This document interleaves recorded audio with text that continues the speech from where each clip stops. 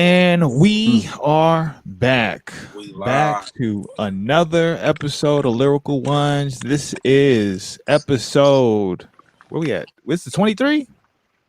Oh, we got greatness. This is supposed to be. This is You greatness. know he had to So come in with a Jordan episode, bring him in. bring them in. Mhm. So, you know, we got we got your gracious, most humble, thankful, and appreciative host right now. Myself, Sinio. And with me is Alfluent. Alfluent, how we doing? I tried to get him eating a burrito while we was before, but couldn't work out the timing because social media, blah, blah, blah. Alfluent, what's going on? You know, sharks in the water, man. It's like it's food in front of me. It might not make it too far. I'm grateful right now for these uh, above average size hands, so I could cover this label on this water bottle. Yeah, we ain't trying to infringe on no one's trademarks, insignias, properties, and especially if you ain't gonna pay us. But my brother's in the building. My Uso's in the building. With us, we have the one, the only Well, Uce of LO. What's going on? How you feeling? what's up with it? Oh, I'm from Blast, man. I'm feeling excited. Y'all hear me okay? Yeah, it's coming in. I Yes. mean, we're gonna rock through it. We're gonna roll through it.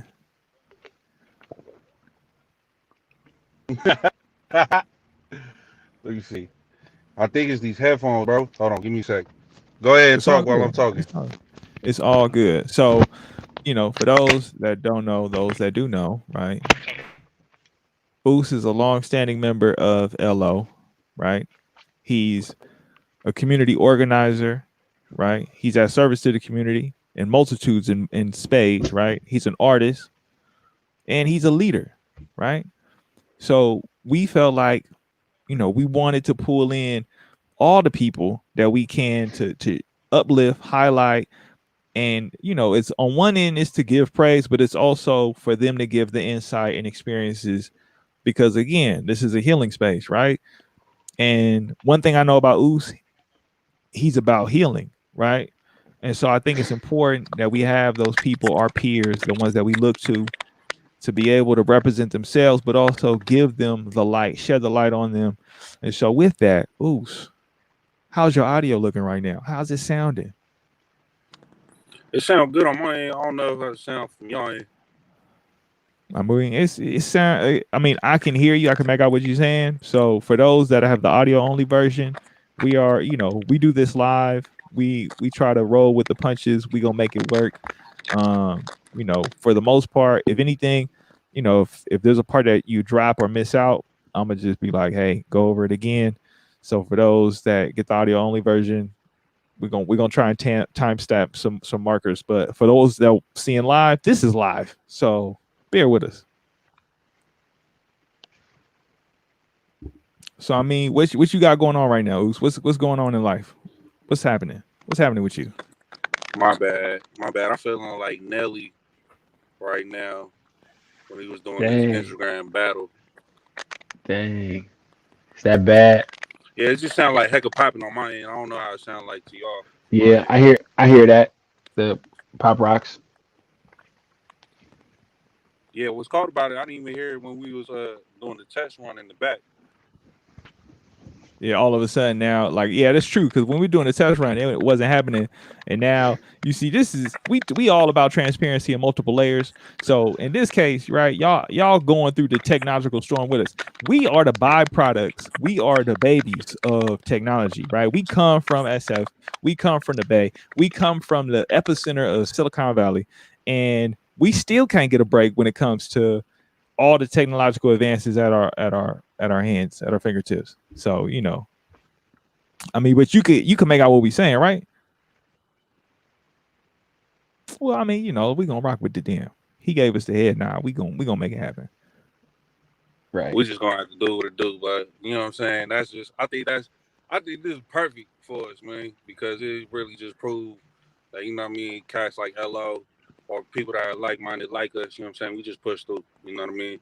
Show must go on. Uh, and we persist. You know what I mean. What better way to show the character of resilience? You know what I mean. Through situations like these. It's like a funny though. It's just like man, LO. Don't we love it? Hello. You know what know what I'm saying? So what's up? What's Verse. poppin', man? Well, what y'all want to hear from me? What you want? You know what I mean? Y'all got a gold mine No, right now, blood. You know what I mean? Tap in right now. You know what I mean? Hit them slots right quick.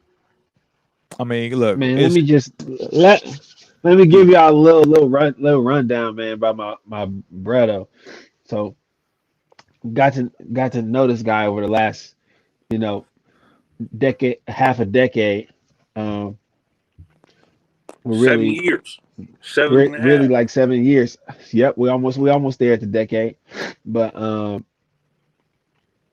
it's one of those things where you see somebody's like new starting line every day, and it's one of the things like if you get 1% better than you was yesterday in 100 days, right? You made a lot of progress, and so like I just seen this brother here literally level up in every way in his mindset and his scope and his worldview, um, while staying true to himself, while staying loyal, while staying a person who's focused on family, um, and truth and serving God. And he literally has just stepped up to every responsibility that's come his way, um, and sought his own path and sought his own niche, in society and community, in ministry, and has stepped into a leadership role that he he showed the potential when I first met him, but I didn't know he would be this juggernaut of a leader, at this point in his life.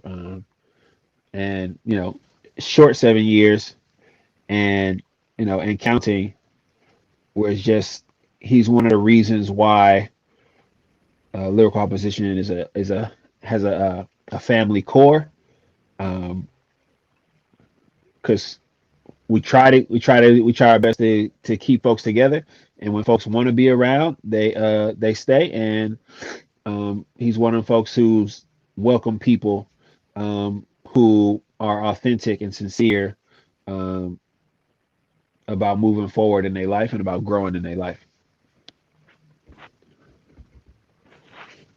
I We appreciate happy to that, have you. blood. Juggernaut though. You know what I'm saying? Cross is texting me. Text me right now. Nah, I appreciate that, man. I think, man, for me, I was trying to say it before we got live, but they told me to shut up, bro. Wait until we get live and then say it. But I just wanted to say that I'm excited just to be on this space and very appreciative, especially with these two brothers here, man. You know what I'm saying?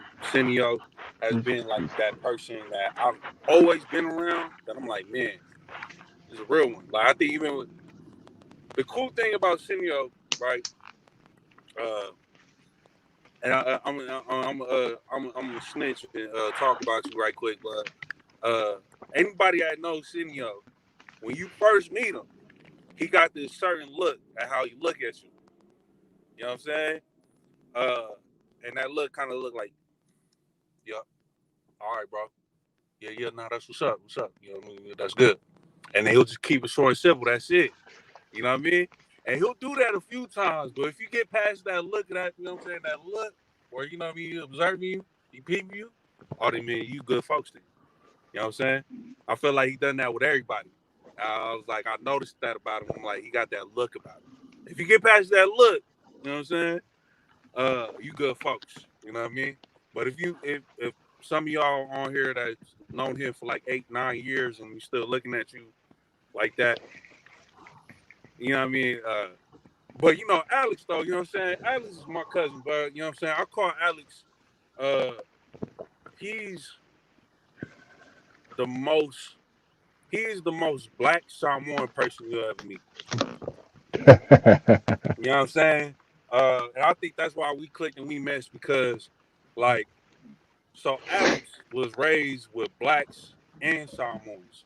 You know what I mean? And if you know anything about Frisco, the city, you know what I mean? Samoans and blacks is like peanut butter and jelly. We just go good together.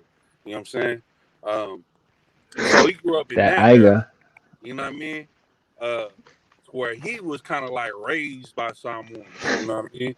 And it's funny because I'm similar. I was raised by my black side. You know what I mean? So there'll be times where I'll be like, bro, I feel like Alex is more loose than me. You know what I mean? You do be saying that, but that's not true. That's not But how I just be it like, works at all. I don't be feeling like I'm oosing up. You know what I mean? When I be playing music, he be like, "What's up, blood? You ain't playing that new J Bug?" I'm like, "Damn, bro, I didn't even know there was a new J Bug out." You know what I'm saying? Like, dang, my bad, Oos. You know what I'm saying? Hey, But you know what I mean? I'm just glad I'm on here, man. If there's anything that you'll learn about LO, and I'll make sure to make it apparent and make it known is that LO is family, man. So this is a real familiar space right here. You know what I mean? And if you ever want to coin the Don, the real hashtag, or the real lyrical apps, these are the main ones you want to meet and be in company with.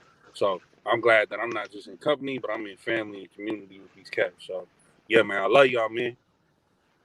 Nah, I love you all right, too. so love you, brother. Tell me what it's like uh, growing up in the Bay from your perspective.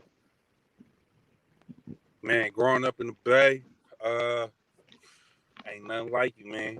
Ain't nothing like you. You know what I'm saying? When I tell people my identity and when they ask, you know what I'm saying, I always say I'm a Bay Area Samoan. I never say I'm a Samoan from the Bay. Because there's power in that. You know what I mean? Like like the Bay is just like any other place, but you know what I mean? Like we like to tell people we just do things a little different out here. You know what I'm saying? And there's cultures, there's microcosms of culture everywhere.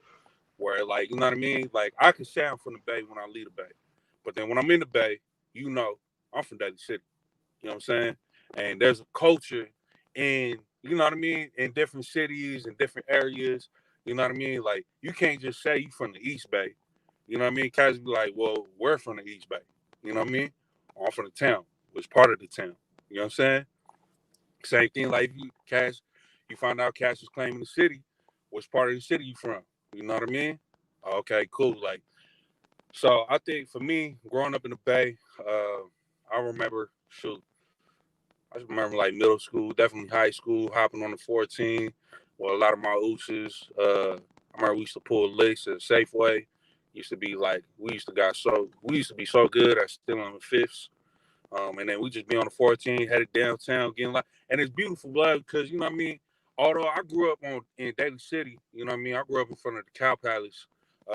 That's like a little area within itself. It's known as the Visitation Valley.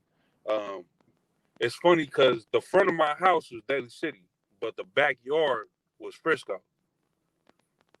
And but on my, you know what I mean, on my address, it was Daly City. And where I was at, I was in a two-story house.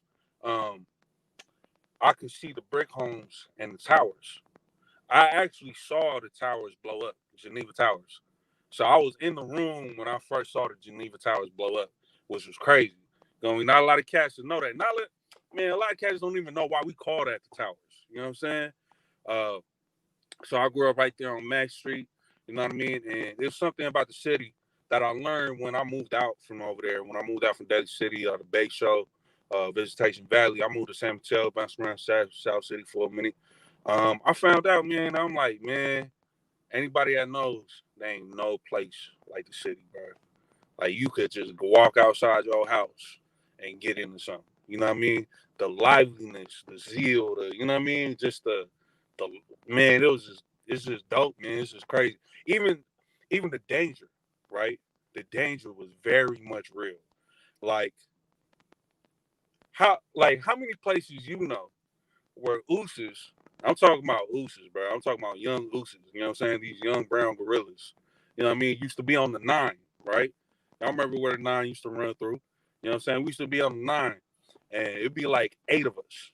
How many times you know young Uces that was goons, these young brown gorillas will be like, hold up, blood. We ain't finna roll through the swamp. Hop off. You know what I'm saying? Like we knew areas where it's like if you don't come with that certain reverence and respect, you know what I mean?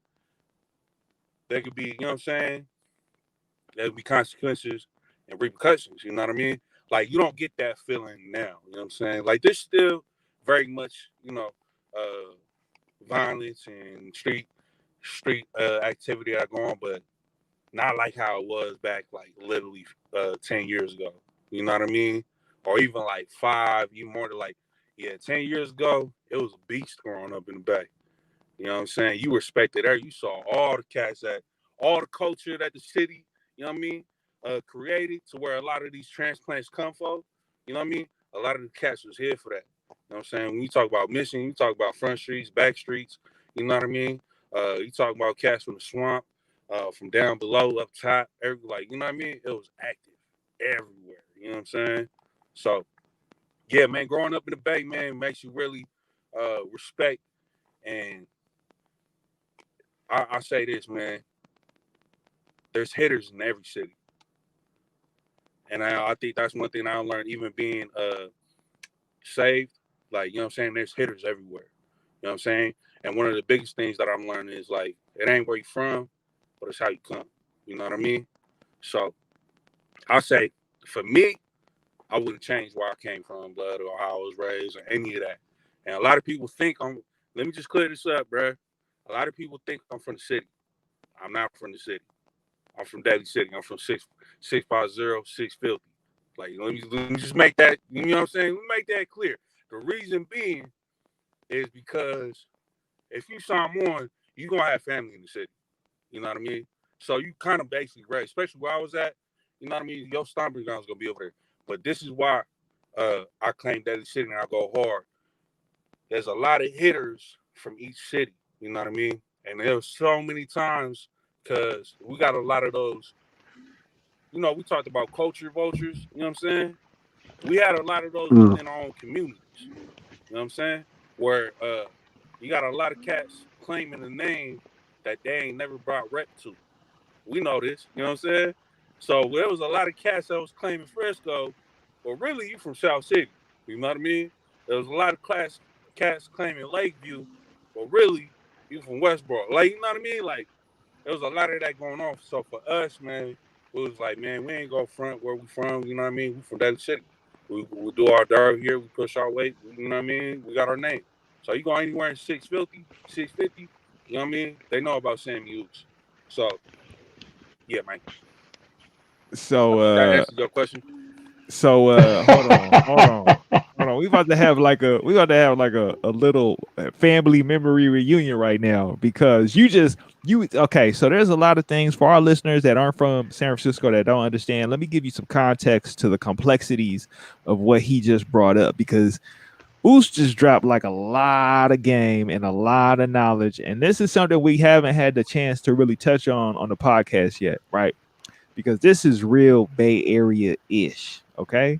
I'm still gonna be responsible, I'm still be respectful, but I have to be honest, right?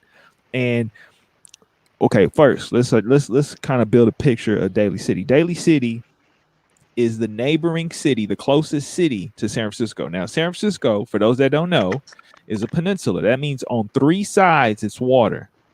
The only place where it's land, the first city to really touch down is Daly City, right?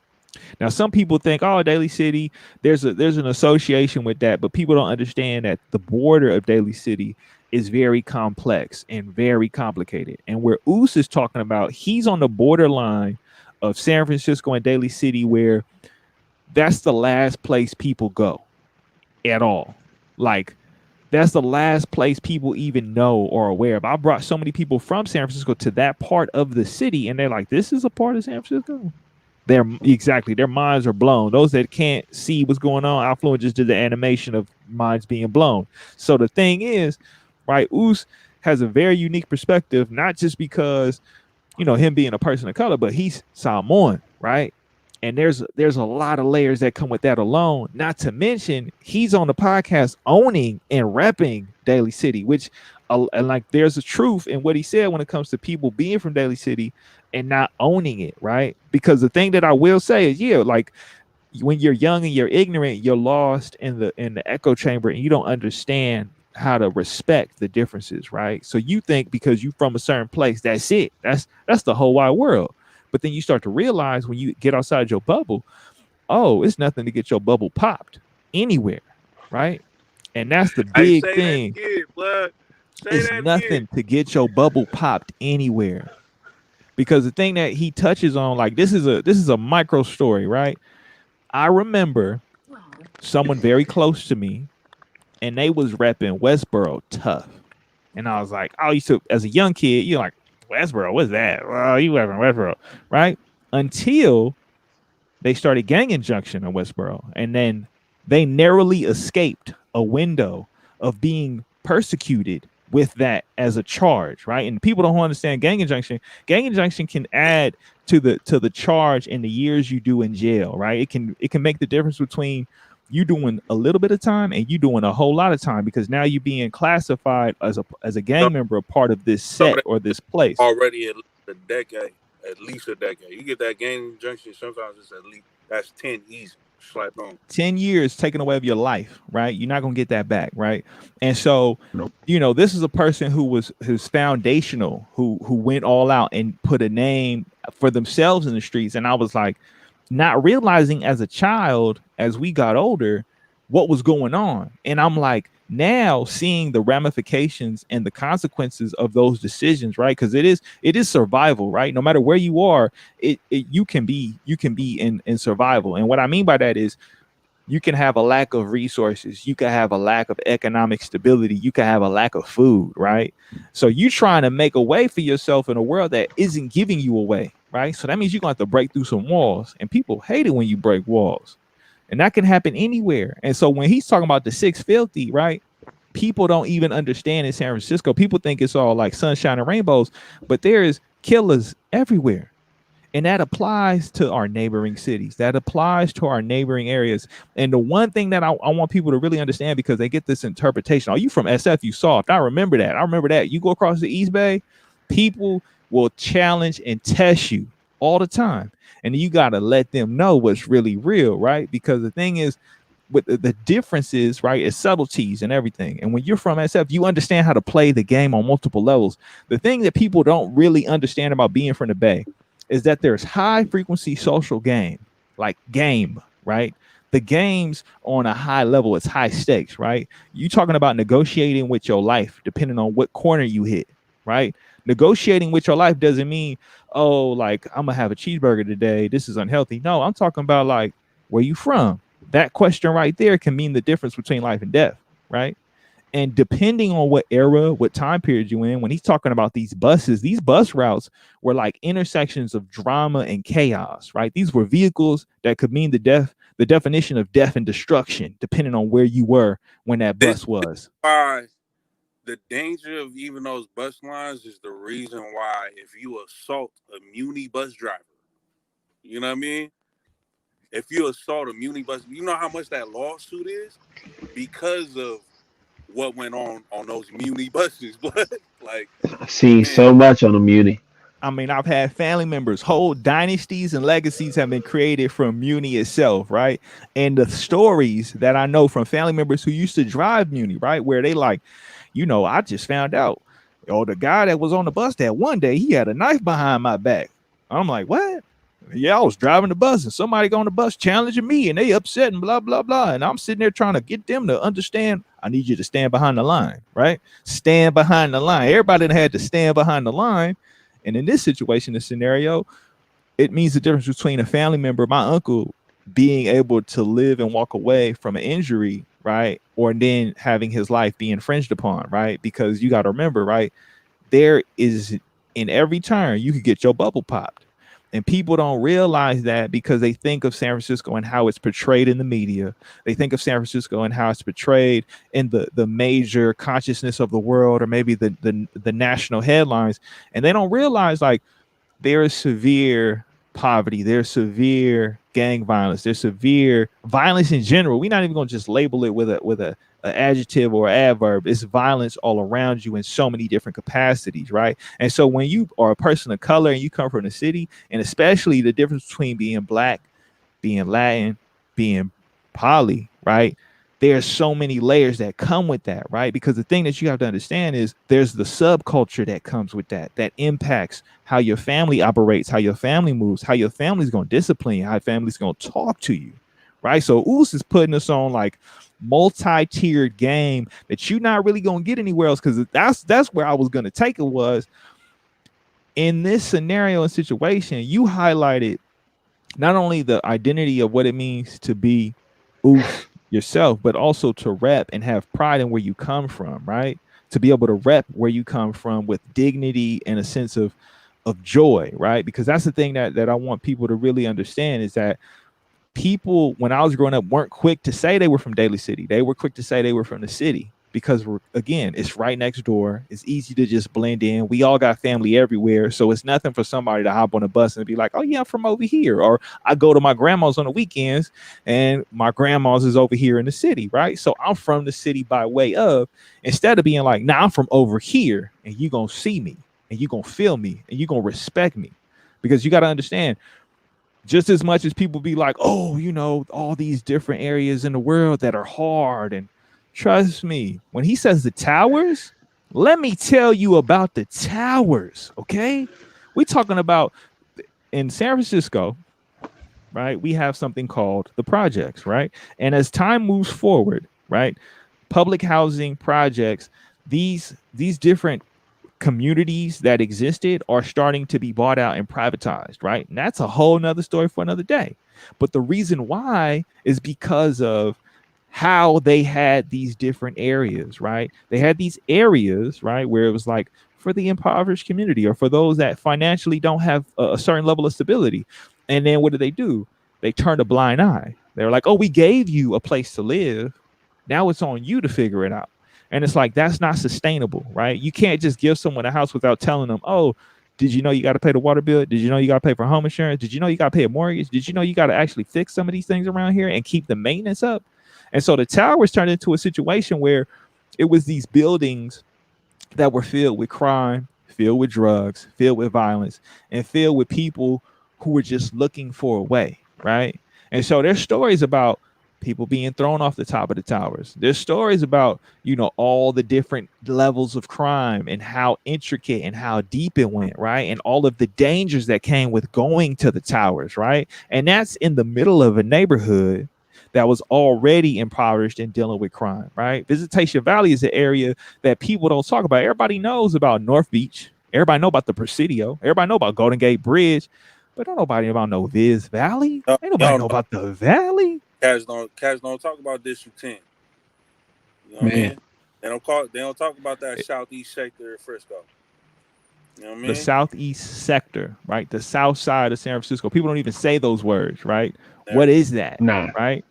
And when we talk about redlining, right, this goes to that. This feeds directly into that, right? We're talking about something that's 100 years in the making, right? We're talking about systemic oppressive racism and standards of power that have been like made to keep us down, right? People come to San Francisco in the 40s, 50s, 60s for opportunity, for a chance at a new life.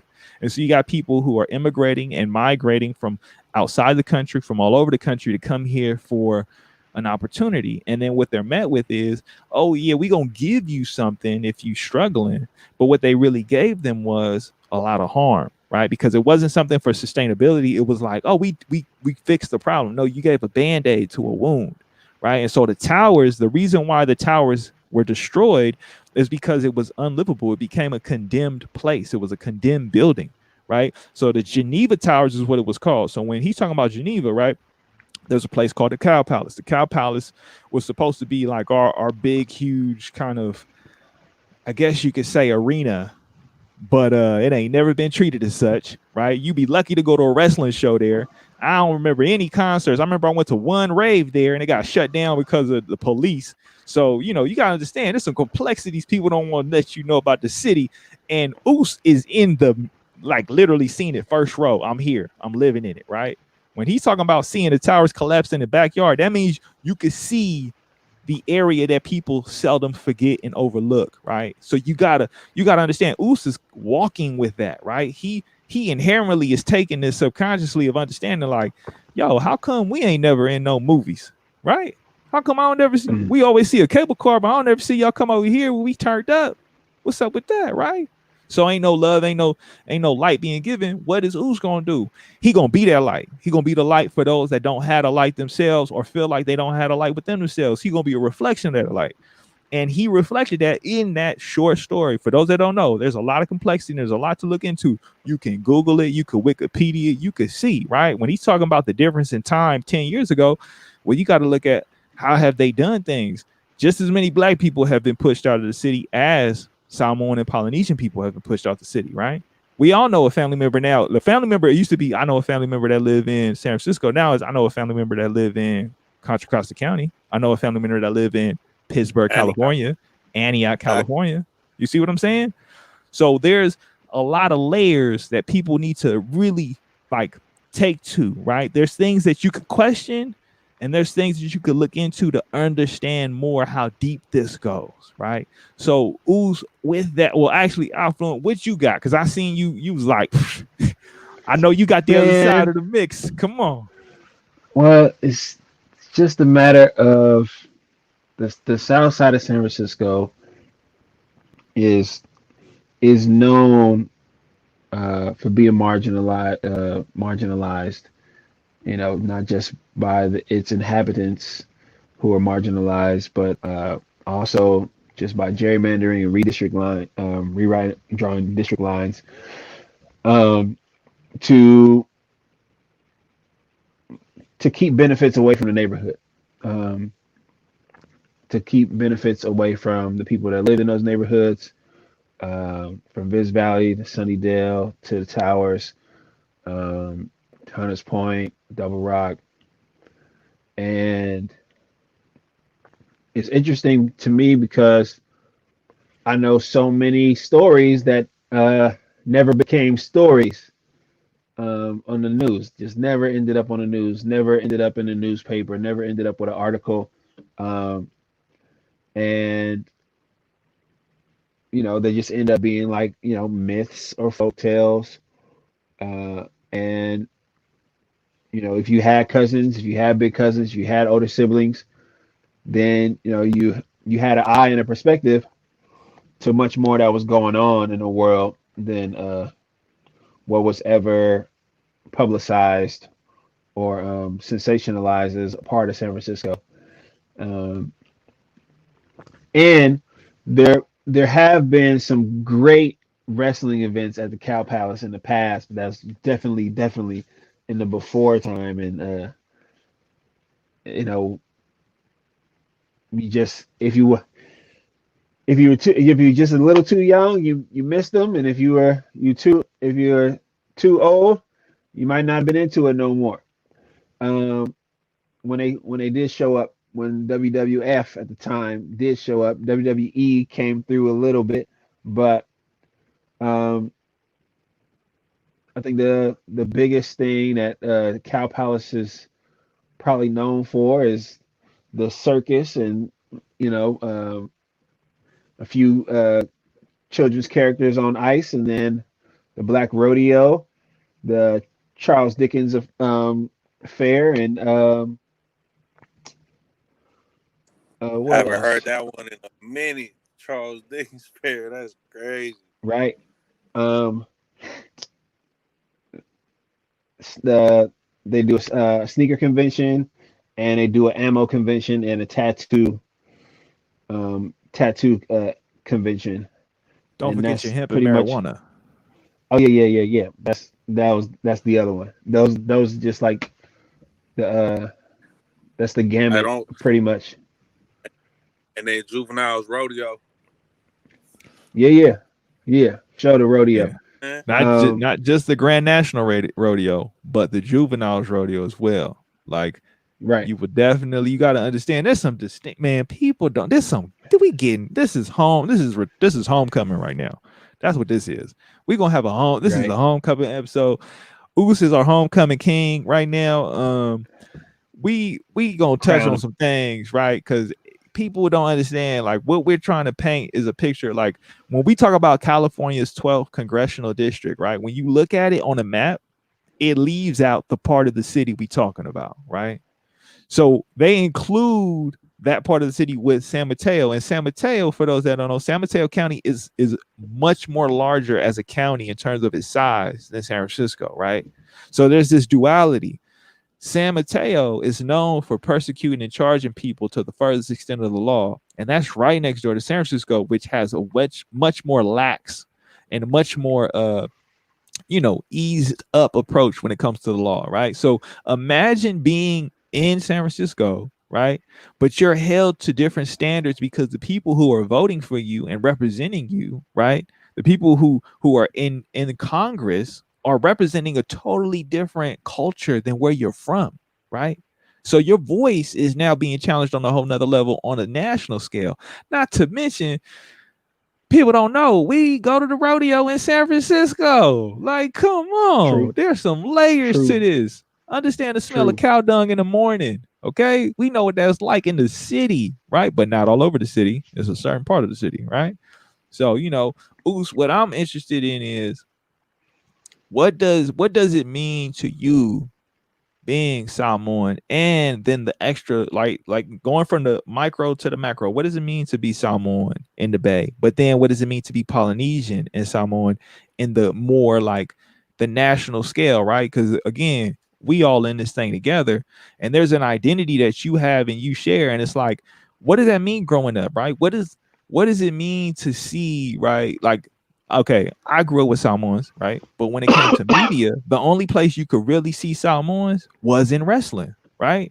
Like the place that you would see them praised on a national scale. Like The Rock is literally the unification of the black and the Samoans together as one, right? To be the ultimate, like, y'all thought y'all had Arnold Schwarzenegger. Nah, we got The Rock. Okay. So Hey, Rock, take Rock, me through and that. Rikishi. let me just let it be known right now, but if I see Rock walking down the street, I'm gonna be like, Rock, you ain't a real Uce. But He again, drifted a long way. He drifted a long way. Hey, I I mean, we always used to say, joke about that all the time. Like The Rock don't be like, I say, uh, I say, the Rock is the pebble that drifted away from Samoan blood. You know what I'm saying? Like, nah, but I love him. No, I love I'm, the big Uce. well, you got to understand there's trauma, right? We're talking about our trauma, right? Because it goes both ways, right? Being black and being Samoan. Like, we used to play around. I remember we used to play around with this all the time. We used to say, like, man, The Rock ain't black. The Rock ain't Samoan. What is he? He be like, I'm The Rock. That's what we used to say all the time. He don't even see himself a part of any one community because he wouldn't represent himself as this entity that was like, I'm gonna rep for my heritage and my legacy and my culture. The one time in the beginning of his career, right, was when he was a part of the nation, right?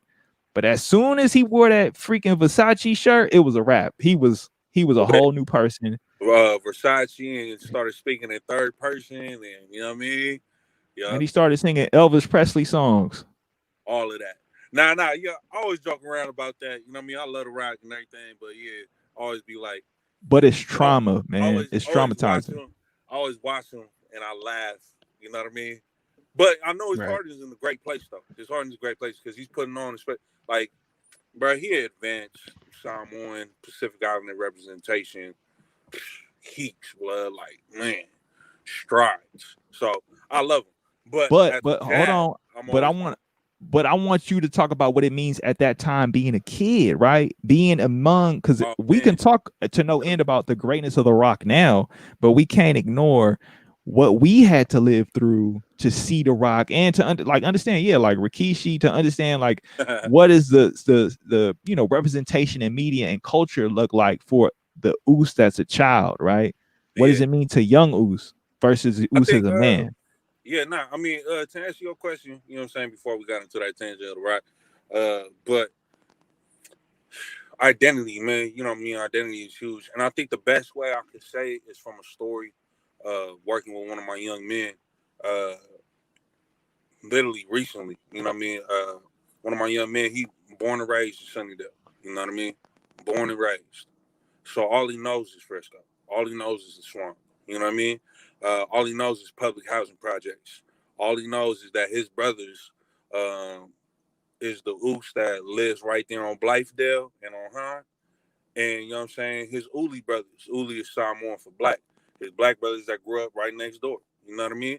Um, so for him, it was funny. We used to have his sign-in sheet, right? Every time we had group.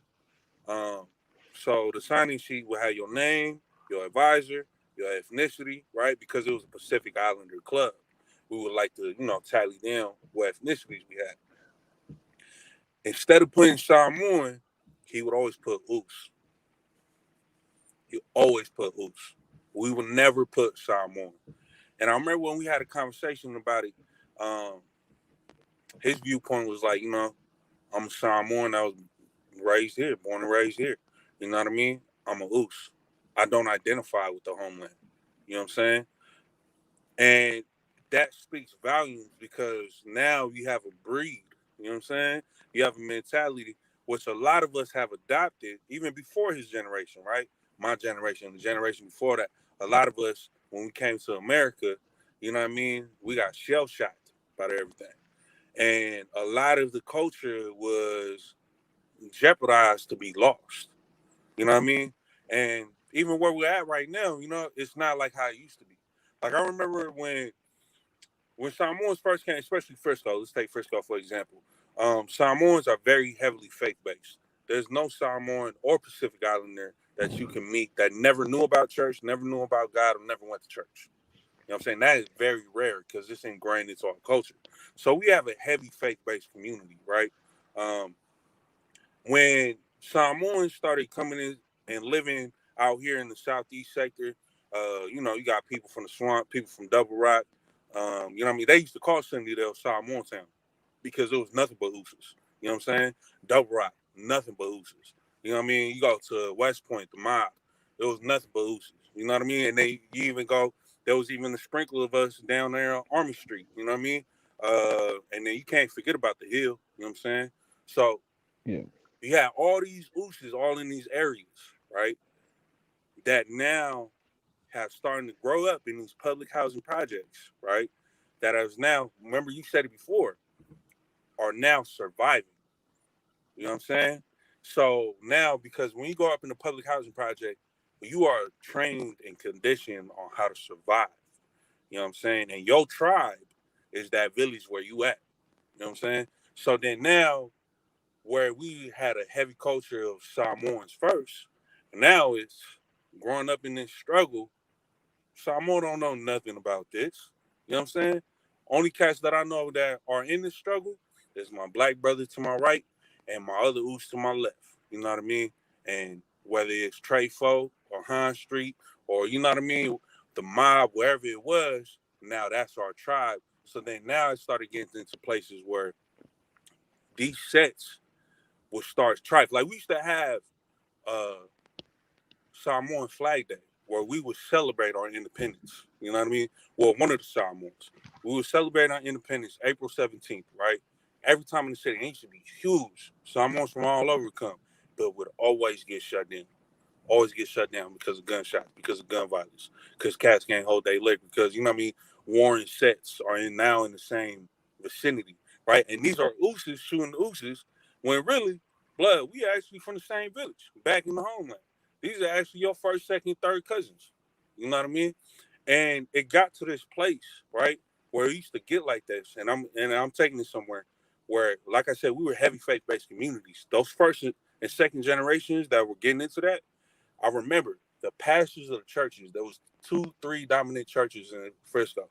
Those pastors would hold meetings, literally would hold meetings and bring all these communities together and squash the beef like that.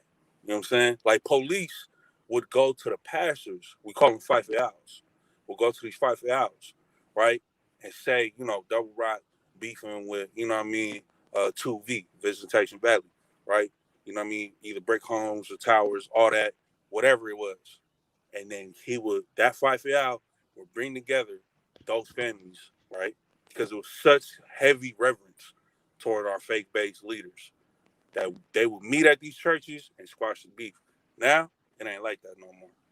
You know what I'm saying? We are far cry. You can't even find a full Samoan church. You know what I'm saying? The members, and this ain't trying to throw down anybody in those churches. I got a lot of loved ones in there. But most of these churches that you go through, it's only the family that run it. You know what I mean? And a few distant cousins here and there, but then that's it. It's not like how it used to be. So growing up, you know what I mean, identity-wise, for me being a Uce and a Bay, you know what I mean, it's very complex. It's very complex because you got this survivalist mentality.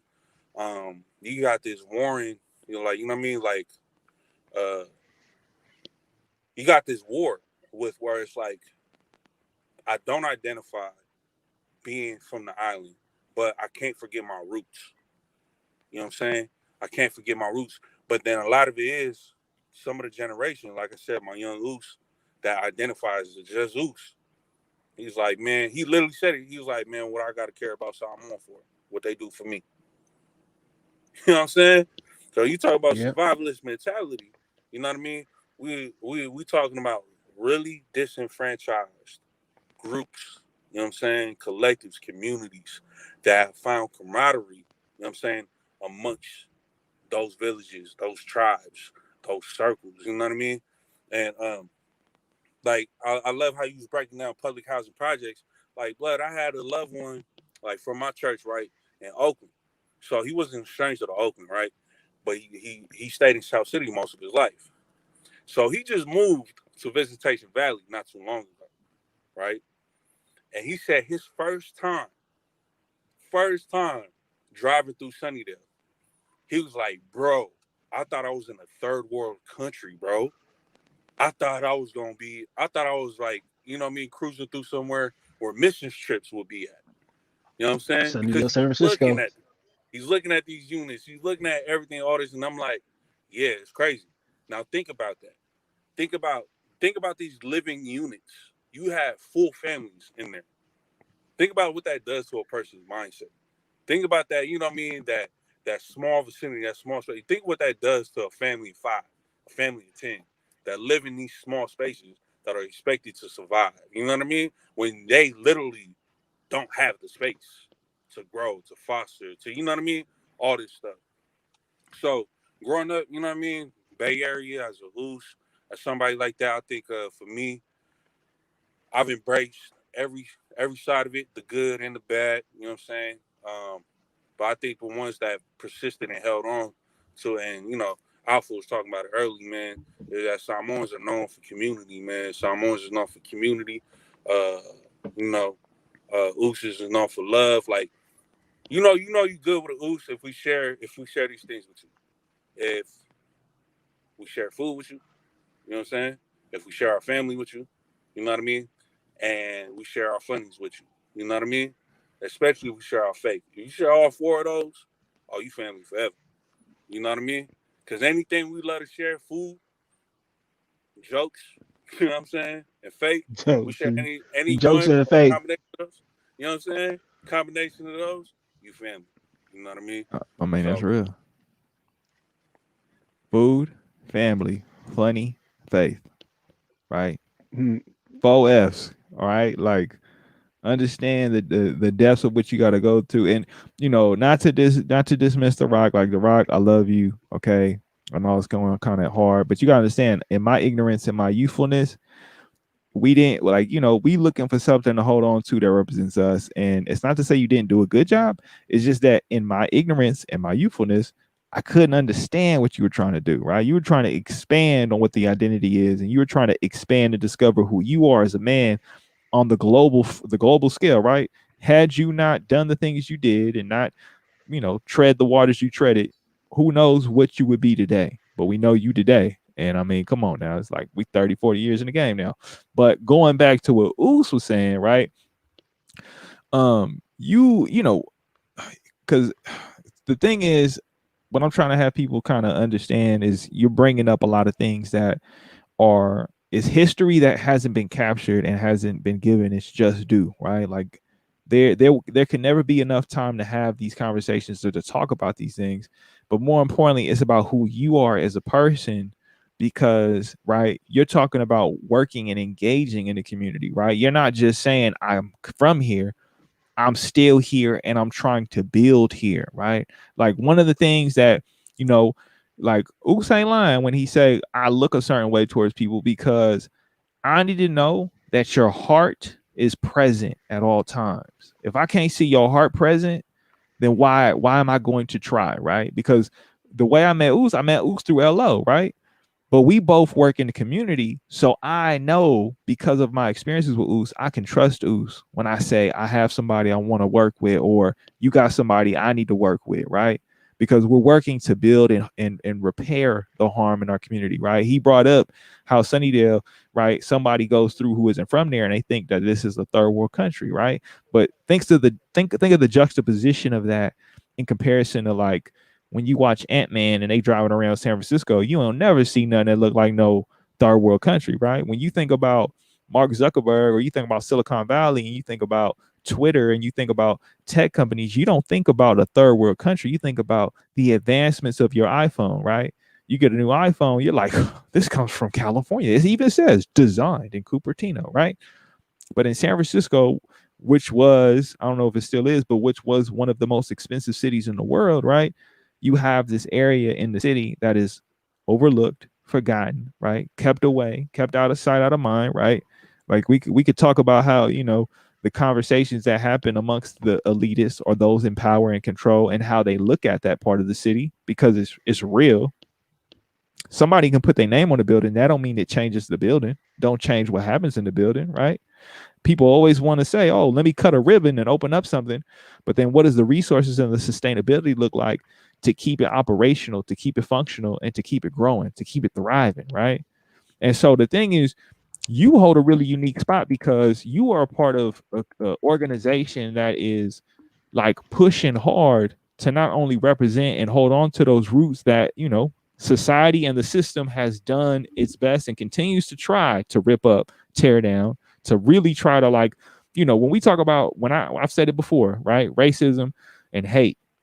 And I'm evolving in my definitions. I'm evolving and growing in what my understanding and my capacities are. Cause my boy Donnie T, was a couple weeks ago. He said he the least racist person in the room, right? But all that means is you still racist. And what I'm saying is it be your own people sometimes, right? They could look like you, they can try and talk like you, they can walk like you, they get in those positions of power and they start signing off on these documents that then set all the other people at a disadvantage, right? They be like, oh, let me come to those neighborhoods and speak. But when it comes to do the work, are you really here week to week? Day to day, hour to hour? Nah. You don't understand the pain. You don't understand the struggle. You're too far removed, right? You live in your ivory castle, right? You're protected by your entities and people who keep you insulated. We still here in the streets dealing with the day to day. We still here dealing with what's going on, right? So Uce, talk about the work that you're doing now, right? Like, how did you get into this work? Like, what was the journey for you to start this, to being at service to the community and working for the community, right? Where it's, Uce is a man now, but take us on that journey and that road where it's like, oh yeah, I'm on the 14 mission for those that don't know, the Muni bus. I'm gonna hop off the bus real quick. We're gonna hit the Safeway one time and hit this little beeline to get this little drink real quick. We're gonna run back outside. We're gonna have ourselves a great weekend. But now it's like, okay, I've had those experiences. I have that knowledge, right? You can't get that in school. Can't no college give you that, right? But you paid for it. It was sacrifices that you had to go through, consequences you had to deal with. And now you here to support the next generation who are looking for someone to kind of guide them to maybe keep them from, hey, you don't need to hop on that bus and bust that little beeline, go on the Safeway real quick and come up on that fifth. So, Uce, how'd you get into the work you're doing? I think, I appreciate that, man. I think, it all happened simultaneously, man. I know we closing up on time, so I kind of paraphrase this, but it happened all simultaneously. I think it happened like as soon as I graduated high school, and I moved in with my god family, and I started going to college. Uh, at that same time, as I moved in with my god family, I got implemented into the church, our local church. See, a lot of people don't know this. I'm coaching. You know what I'm saying? I'm Pentecostal. You know what I mean? Church of God in Christ. You feel me? Like, you know what I mean? Like, organs, all that, stomping, shouting, all that. Like, bruh, yeah, that's me. You know what I'm saying? So I just had to put on for my church one time. But yeah, they're One my time. coaching foundations and my roots. You know what I mean? Uh, so it kind of started there, but also started with LO at the same time. So how I found LO, and I remember this, man. Uh, I remember when I got saved, I was already doing music. I was doing music back in high school, but I got saved my freshman year of college. You know what I'm saying? So that was just 4 years of just messing around. But I never let go of that. So I remember when I got saved, at the time, I was the president of the hip hop club at Skyline College. And I just remember I had this place in influence, but at the same time, I just got saved. So I'm like trying to figure out this dynamic because I'm like, bro, Christians don't rap about this. You know what I mean? At that time, like we don't have the Christian creators that we have today. We don't have the Lecrae's. We didn't have the we did, but Lecrae was still trying to find his voice and his sound at that time. Like we didn't have the Toby Wigways that we had today. You know what I'm saying? So there was a lot of like when you heard Christian hip hop, it was whack. You know what I'm saying? It was whack. You know what I mean? But it was still finding its way, right? So in that time, I remember I prayed and I fasted up. I was like, God, what do I do with this passion and talent? You didn't just give me this, just to, you know what I mean, like let it sit and fester.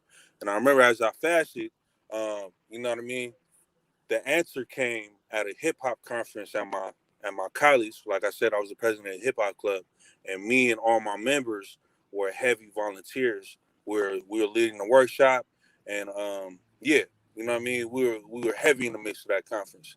At that same conference was a workshop called Rap and Religion, led by none other than Lyrical Opposition. You know what I'm saying? And at the end, I didn't join the workshop, but at the end, they held a cipher, right? They held a cipher, and I came in, the cipher was already done. But I remember at that moment, I was chilling, and out of my eye came uh, one of the original founding members, Ivy League's finest, you know what I'm saying, Lyrical Ops, son the Gifted. So Terrell actually saw me, and was like, hey, you spoke at my church one time. At this time, I only spoke at two churches, my church and one other church on Palouse, right? And that was Faith Temple Church, and that was Terrell's church. But like, you spoke at my church. So from then, we got the connection. I'm at Cross. Fast forward, you know what I mean? I ended up getting chained, be one of the first to get chained later that year. And from that, we started doing these artist workshops, these creator workshops for young men. You know what I'm saying? At the same time, I was being the young man counselor at my church. So for me, the heart for the youth and being, you know what I mean, a big brother, being somebody that I needed growing up, you know what I mean, was always there. And I started, and I thank God that I had, you know, places to start serving and young men that he entrusted me with to start, you know, serving that heart out. So from there, and me and Cross joke about this all the time, because when we started doing workshops, everything, we would come share our testimony, talk about artistry, talk about rapping, do a little workshop here and there. Like we always used to talk about this. We paid our dues because they never paid us. It was all volunteer work. We had to come call off Literally work. paid it. We had to pay to work. Like, you know what I'm saying? We had to pay for parking. We over here buying donuts so we could get to the kids. You know what I mean? Like, I'm calling off work so I could be here. So I'm like, now, you know what I mean? Just the same way you look at people, the same way we look at people. Because I'm like, you know what I mean? Like, if you ain't ready to call off your job to be here, you know what I mean? You know what I'm saying? And pay to work, don't talk to me about it, bro. Because you don't got a heart for it. You know what I mean? So from there, it just started rolling to where, like, we started getting clicked up with our sis, who's now part of LO now, Bailey. You know what I'm saying?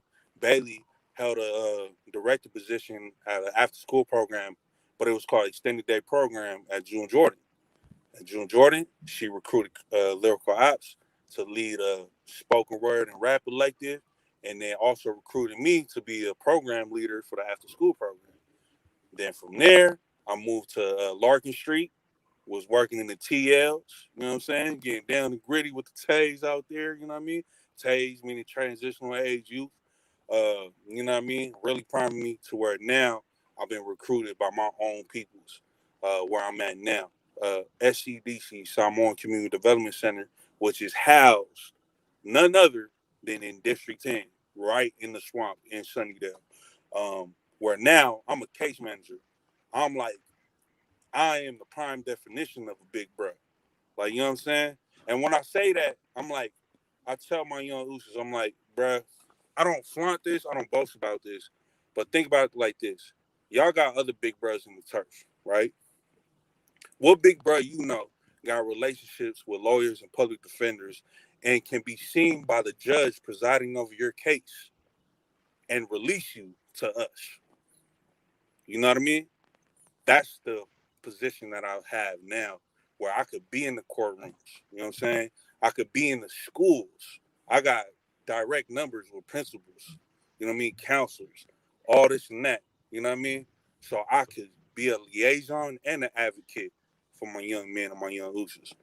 Now it all sounds fine and dandy, but as we all know, you know what I mean? If you ain't got a heart for this, you know what I'm saying? It's gonna be hard to play your part. You know what I mean? So that's kind of like the short version of where I got to today. Well, this is part one of many. I had to check the liner notes. I don't know if this is episode 22 or 23. Either way, we got greatness going on right now, and we have Uce with us. This is Lyrical Ones, and Uce is just now opening the door on who he is, what he knows, where he's been in his experiences, and how we share on that.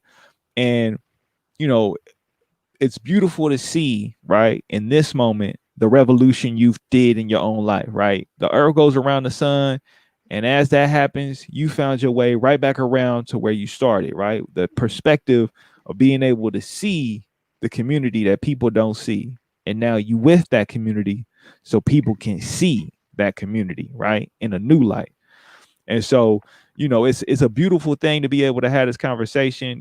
We are, again, always pressed for time. Time is of the essence, as they say.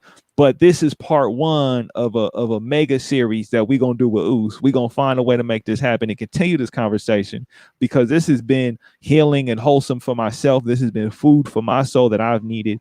I'm hoping that this is food for others. And Uce, where can people find and have contact with you if they want to reach out or they want to get connected? And just hit it on the gram, Uce _SV, UCE _SV. And side note, man, this Coca-Cola sign, blood, is almost halfway down. Man, don't make me That's cry. crazy. I want that for a music video. We're gonna have to figure this out. Like, man. See that? Can y'all see it? Oh man. What's that? 80 Well, plus years? as one icon comes down, you now are witnessing another icon rising up. We got Uce on the come up, and hopefully we can get our Uce billboard up there to replace the Coca-Cola, because Uce is just as much a representative of the Bay as he is San Francisco, and the kids, the community is in good hands. Because he ain't lying. Like, it's people. I read people. That's what I do for a living. I read people, right? And I can say that when it comes to Uce, we safe. And with that, it's one of those things that Alfluent, you got any last words? Any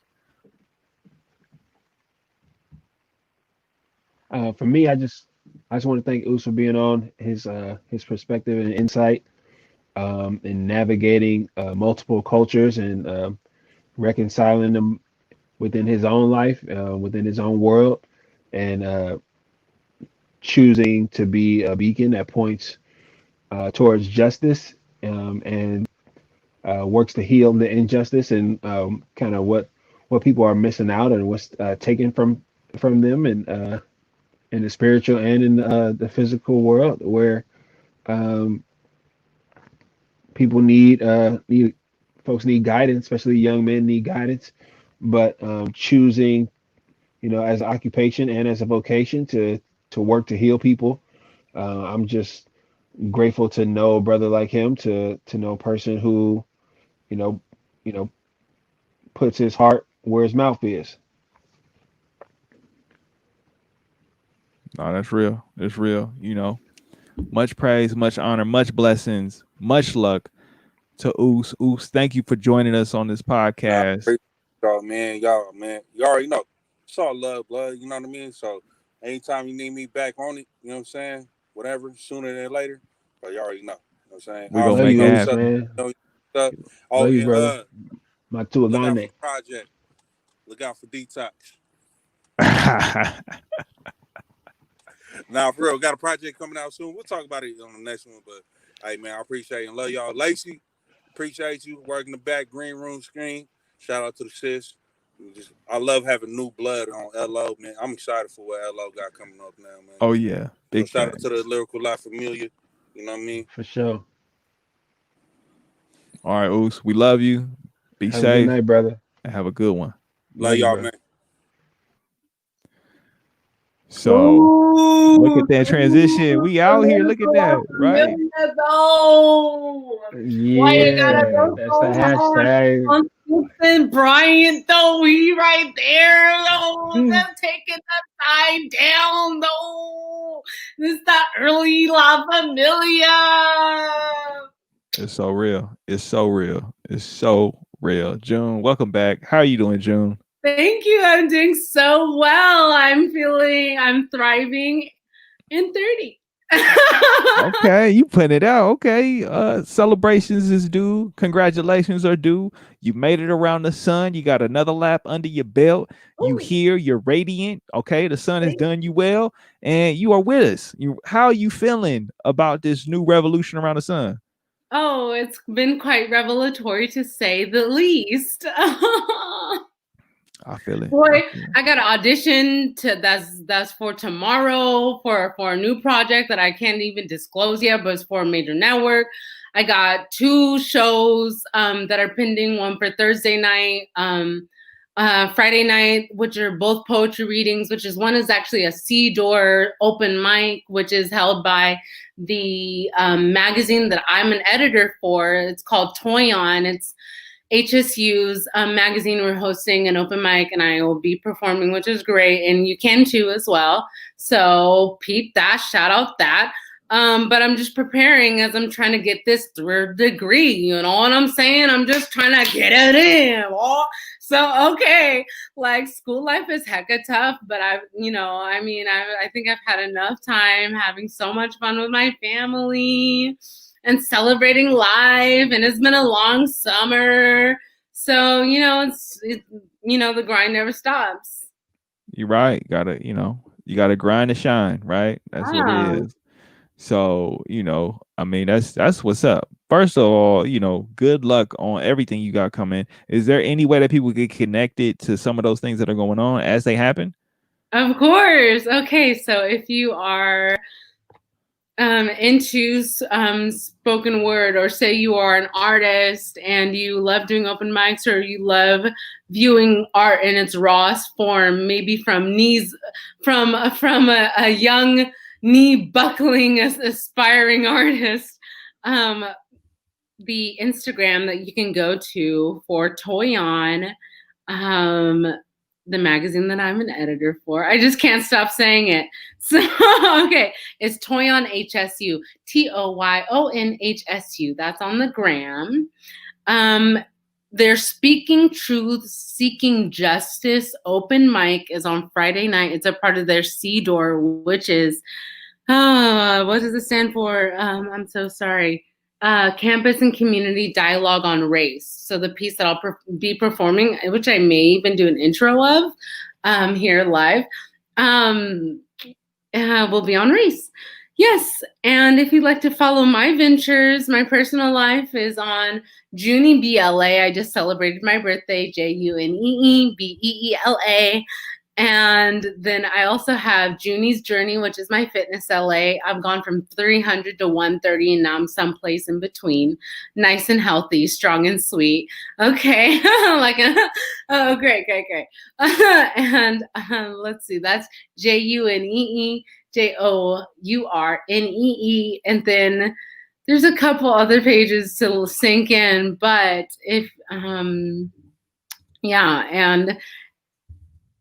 but I do want to share that I did announce that I'm taking a sabbatical from my socials so I can focus on school. I'm just doing the same thing that Megan Thee Stallion is doing. She has a scholarship right now for girls that are getting just like in school. And I'm like, wow, that's amazing. Like, I relate to her. Like, I was down for her even before a big old freak. Like, come on. Like, look. Okay, anyhow, I just had to share that one. Thank you very much for that. Much appreciated. You definitely moving and grooving. I was trying to get everything together to see how to spell Toy On. I figured it out. I got it on it. Yeah, I mean, we here, we in the thing. You feel me? Of course. So for those that don't know, right? Humboldt County. There is ways to get connected. So it's definitely an opportunity. Toy On, right? Toy On Literary Magazine. And with that announcement, we're going to get on to some more announcements, right? So the first one we got coming up is everyone, please check out our Reads for Resistance book club that occurs at 9 a.m. every Saturday. This is a reading community for those interested in reading and learning about faith and social justice, right? They go hand in hand, right? Social justice, they done try to test us in every capacity, but faith is limitless. And that's sometimes where you got to pull from to keep it moving forward. Now, you can email Lacey, right? Lacey, our much endeared and special, great producer, director of the podcast. But also, as you know from last episode, right? She is the head of the Lyrical Assembly, right? And so what I want you to do is you can email her to get in contact, right? Lacey at lyricalopposition.org, right? If we can get it on the screen, and then I will spell it out for those in excruciating fashion, right? Lacey, that's LACY at or ampersand or whatever you want to look at. It's on the screen now as well. Lyrical Opposition, right? So that's LYRICALOPPOSITION.org, right? So get connected, stay connected. Contact Lacey, to get involved, right? That's the Reads for Resistance book club that occurs 9 a.m. every Saturday, right? That's for faith and social justice, for having more exploration, support, and being a part of that community, right? The next announcement, all right? If you're interested in joining our Lyrical Opposition community, you can text area code 41 90 trace 769. Let me stop. 415-903-7699. Again, that's 415-903-7699, right? You can join our Discord community, okay? Get involved. Lastly, the Lyrical Assembly broadcast, which is broadcast containing content about faith, arts, and activism, is available every week on all streaming platforms, and that's Sundays at 10 a.m., right? So those are 3 different touch points to get involved. On top of what June said, when it comes to Toyon Literary Magazine, we are busy, we are working, we are active. So if you want to get down with us and you want to be able to get more in depth beyond just the conversations we have on the podcast, and you want to see what the real work looks like, these are the different touch points to get involved, right? So again, we got the Reads for Resistance book club. That's every Saturday at 9 a.m. Okay. You can contact us, get in connection with us on Discord. Again, that's 415-903-7699. And then, right, the Lyrical Assembly broadcast, which broadcasts every Sunday, right? Every Sunday at 10 a.m., right? So you can get involved. So, anybody got anything else they'd like to say? Just, we trying to be succinct on this episode. We could go on and on and on, but this, we understand commutes ain't happening like they used to. So this that one special one for you to, Sunday evening, you cleaning up the house one time, you got to go cook. Maybe you got to do some laundry. What you got to do? Play this in the background, right?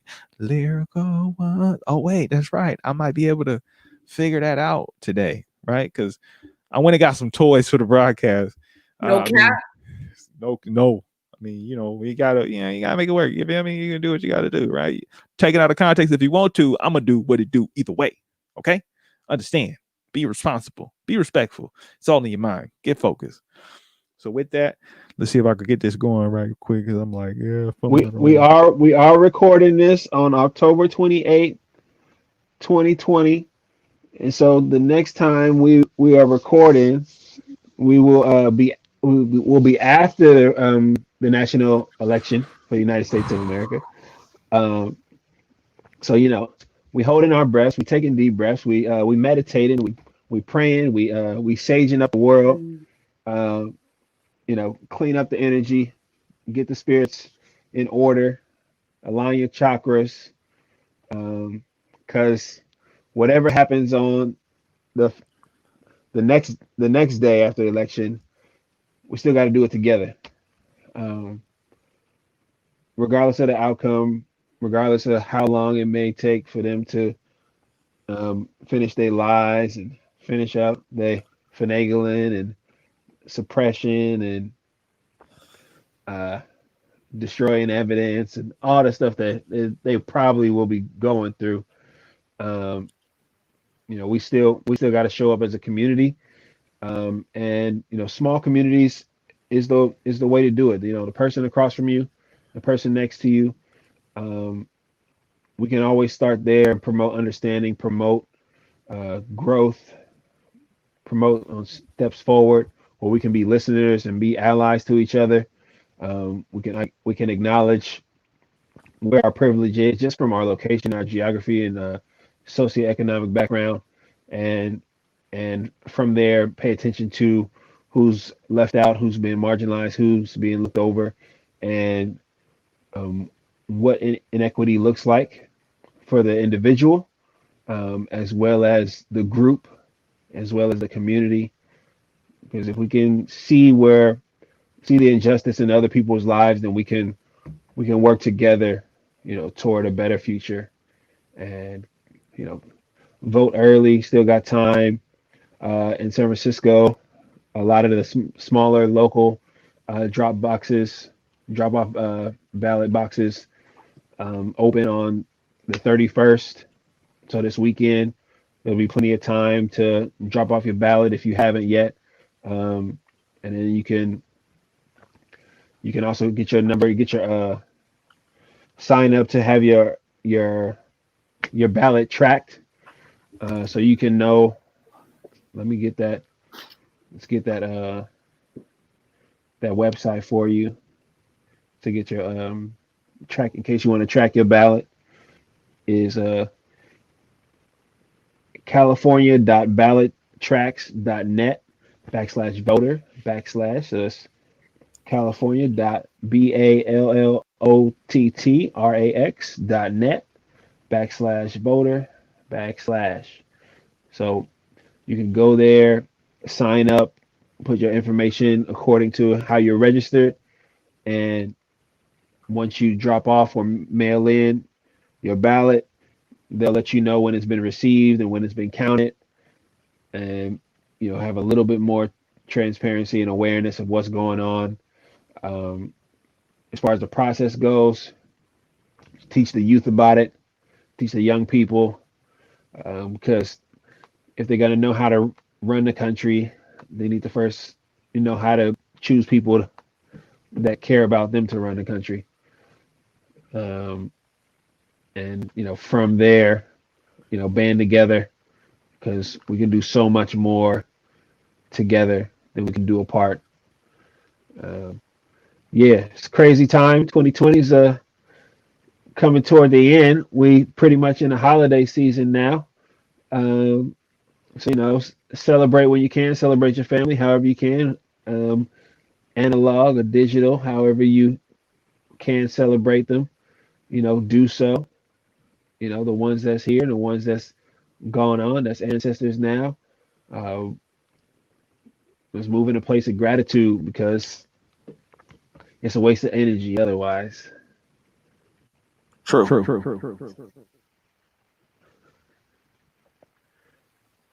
And vote. Shout out to my nephew, True. I felt that. Yeah, I mean, what I want to touch on real quick though, when you brought it up, voting, right? Two things. One, holidays coming up. Be safe, y'all. Be safe. Be safe. Be mindful. Be safe. I get it. This is all about limitations. This is all about patience. This is all about, our capacities for how do we engage in a safe way, right? Not just the supermarket, but in a safe manner. So, be mindful of that. But on top of that, right, with voting, this vote matters and every vote after matters. Okay. I want people to understand I am going to do a better job of holding myself responsible and speaking to voting every time there's an opportunity to vote, right? Because it's local, it's state, it's federal, it's all. It's not just one, right? As much as I can sense the energy, the anxiety, the anxiousness of a populace right now. That comes from a disengagement and a lack of consistency, right? What we always been saying, it's the practice, right? So in this practice, it's our approach and our participation in this system, Okay, it's crucial because this is how we got here. We thought because, oh, we got somebody who looked like us, it's all good. But we weren't paying attention to Congress. We weren't paying attention to Senate. We weren't paying attention to the representatives. We weren't paying attention. We just like, oh, he gonna handle it. Instead of realizing there's three branches of power and we can show up in every single one. But we have to be consistent. Okay. The same way that we have these people filled with hatred, they were taught that. It was systematic. So I'm going to be a responsible person as much as I can and be involved in creating a system where we make it regular and we make it the norm to be engaged and to stay engaged. Okay. So it's a space for healing, but it's a space for action. Okay. I want people to understand that we are talking about being consistent and remaining in practice. Please, just because you vote this one time don't mean you got to stop. So, normalize conversations, normalize being a part of the dialogue. And if you're not, ask somebody, look around, right? There's voter guides, right? For those that don't know, they'll give you, some are going to be a little lopsided and some are going to do a fair job of trying to explain both sides. But get to know what we're voting for, get to know what the process is, because this is how we got here, right? I'm saying be safe, but I'm also saying that and acknowledging that maybe the people who were supposed to protect us haven't been doing their job at keeping us safe. So please be safe, but also vote, participate, be consistent in participating, and it's the practice. Okay. Oh yeah, one more thing. Shout out to the Spider, Anderson Silva. Anderson the Spider Silva. One time, he's got one more fight coming through this weekend. It's Saturday. After a long, excellent career, we got one more fight. We want to see the Spider go out on top. He's OG in the game. We're gonna do that. One of the best pound for pound Oh, fighters. Alhamdulillah to Khabib Nurmagomedov. Khabib has retired as a champion, undefeated, pound for pound. I want people to understand the dynamics of what that means as we say these things, right? Anderson Silva is a legacy fighter. He is a legend in his own right. He is Brazilian. He's Afro-Brazilian, right? Like this man has been the literal embodiment of just this fighting energy and spirit of artistry, right? Artistic nature in the octagon, right? And then I'm bringing up Khabib because yes, just last weekend he won, and there's so many complexities in that, right? Him being a man, him being Muslim, him being from Russia. And the thing that I want to highlight is that in a sport that oftentimes romanticizes or supports this machismo or this enigma of being this man, right? Because it is a violent sport, and I appreciate it for all of it, all it's done for me, right? It's given me some space to heal and grow and be healthy, but also that it's a game, right? It's a fight, but it is very much a competitive game. And what Khabib has represented at all intervals, at all moments, is a man who isn't there to represent himself as a larger than life enigma. He's not there to represent himself as an idol. He's only there to represent himself and his father and his family. He is a man of very humble means, and he's soft spoken. He doesn't get on screen and cuss another person out and make fun of them and says things to humor people. He'll do his best to sell a fight, but at all times, he's composed, he's thoughtful, and he's very articulated in his approach. He's methodical in his approach. And I think that there's qualities we can see in this individual, especially now that they're retiring, and they've always shown they're true to their word, right? When we live in a world where it's about who has the nicest this and who shows up and has the biggest that, this person has never been about those things. And he's been consistent to that messaging. And I just want to take a moment to kind of highlight that in this crazy dynamic time that, yes, a man who's Muslim from Russia is represented himself in such a profound and distinct and respectful way that I want to give my support and honor in what he's represented and what he's done. And, say that in a world that we live in where people are so quick to be like the glitz, the glam, and finesse the facade, man, he's going to be missed. So, be respectful to yourselves, show up for yourselves. Anderson Silva going to fight. He going to put on a show. This is quite the time to be alive. Okay. Any final thoughts? Any final words? I mean, the Dodgers won the World Series. LA. I was waiting for it. You out there in Southern California, LA. Championship. I mean, like, I was watching the fight last weekend. I was at a fight party last weekend. Don't act like I was in the Bay last weekend. Don't act like I won't, like I wasn't, And I saw LO making that video, and I was like, if I only stayed a couple more days, but that's under wraps, and I'm just gonna move. So, I mean, those are my final thoughts. I mean, stick around. You just might learn something when it comes to those political conversations, babe. So, I mean, please vote. Please vote before Election Day. Okay. If you can, please do so. If you can, please do so. It is not a lie. LA, shout out to you. Y'all earned it at a time like this. Came through with it. He had to do it. I would see me. I'm not gonna do it. I'm gonna save it for another time. Again, me, I'm not a team sport player, but I mean, I get the need to represent for your city. We all, it's the flags we run with and where we carry with us, right? We got to be prideful where we from. And as you can see, where you're at. For those that don't know, Alfluent has the red and gold San Francisco Giants puzzle piece new era cap on the screen just after June has proclaimed the truth of the LA Dodgers winning the World Series. So understand that there will always be a level of competitive pettiness for the sense of humor we all share and have, and that sense of joy that comes with representing where you're from. But here we come. Now he got, for those that don't know, the audio only version, we have the city hat, right, which represents the Golden State Warriors, who are now housed in San Francisco, and tentatively it's so representative of the fact that they're here that he's putting the city hat on, right? That's the old logo of what the Warriors once used to have. It is our lovely bridge with the golden, if you could call it, sky in the background, the city, right? This is the place we come from. So again, this is Lyrical Ones, episode 22, 23, 24, 45, 1632, whatever the case may be. This is Lyrical Ones. Oh, he's wearing the fresh Lyrical Opposition hoodie as well. That's an old school one. That's a new one. That is a new one. That's the one I got. That's the one I got. And I got my own little thing with my name on it and everything. Now looks what's yours. Oh, no, you're gonna have him pulling out all the laundry. We're not gonna do that.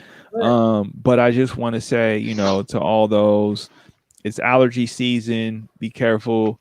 And at the same time, we're man, he ain't respect all cultures. Cheese. It's all about the cheese. Get your queso on, okay? Say cheese. So with that, this is Lyrical Ones. I believe it's episode 20 something. Who knows? 22. I think it's 22.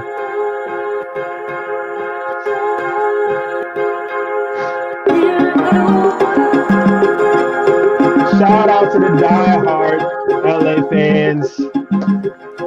Shout out to the diehard LA fans. The Lakers, the Dodgers, Los Dodgers.